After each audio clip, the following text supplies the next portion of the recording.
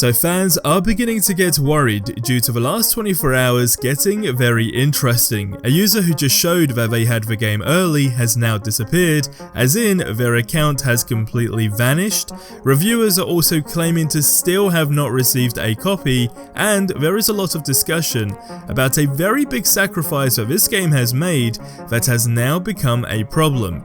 So we have lots to get through. If you could drop a like, it is greatly appreciated, but you can turn that like into a dislike if you get to the end and it turns out you didn't enjoy the video. But if you can drop a like right now, it helps a ton.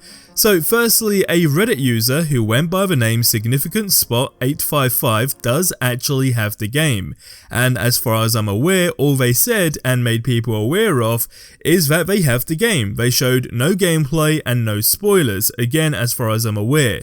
All they did is simply inform people, and well, their account has now vanished.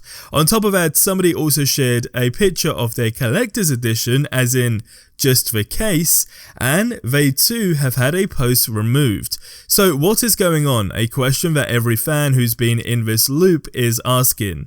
Now this ties into reviewers still not receiving a copy of this game, or at least the ones that are being vocal about it anyway. And a lot of speculation is now roaming around saying how they don't want people to see the game's flaws, especially before the release.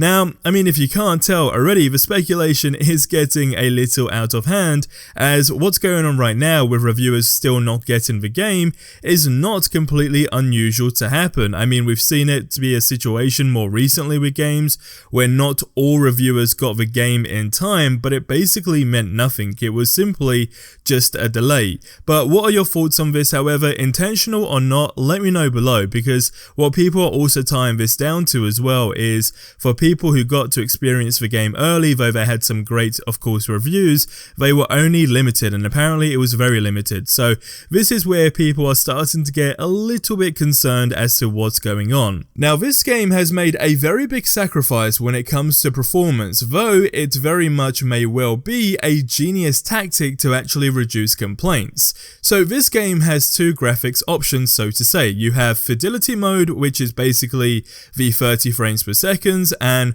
from what we've seen so far, it just gives incredibly crisp graphics, a ton of shadows, lighting effects, etc, etc.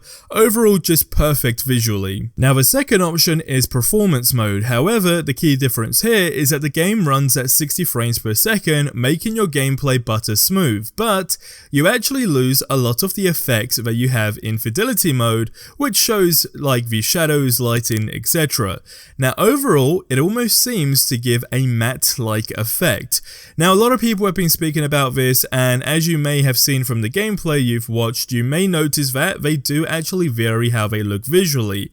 And despite there being that big of a comparison, when we've seen a side by side as in close-ups, there doesn't seem to be that too much of a difference, so to say. But again, a key thing is how you want to experience this game. Do you want 60 frames per second, or do you want 30 frames per second? But here's the issue, right? You may or may also not be already aware, but certain doors actually require a second or two before fully opening to render the texture, and we basically have like a little loading bar to indicate that it's happening. Now, this big concern here is that people are wondering that, you know, with the 60 frames per second that makes the game run super smooth, why does it lose so many visual elements? And secondly, what does this mean for the last gen consoles if this is what the new gen consoles are experiencing? Now, here's my 2 cents.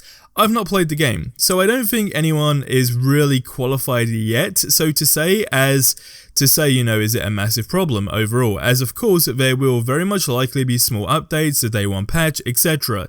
Secondly, for me personally, I'm not too bothered about the 60 frames per second. Sure, it is great and does look fantastic, and we are on the new gen consoles as well, so, you know, it does kind of is a, well, I guess you could say it's a standard, right, so to say, at this moment in time. But for me, for instance, it's not a deal breaker. And lastly, negative reviews will indeed flood through for this game, but it's how you play it overall and what you consider a great experience, and especially whether you're going to get your money's worth or not. Also, a factor to take into account is that it's the game studio's first AAA title as well. So again, there's so many limitations as far as that goes as well. Now, leave your thoughts on this in the comment section below, but we know there are some evil things that you can do in Hogwarts Legacy, and I've listed 4 horrible things that you can do in the game, so check out the video that you see on screen right now.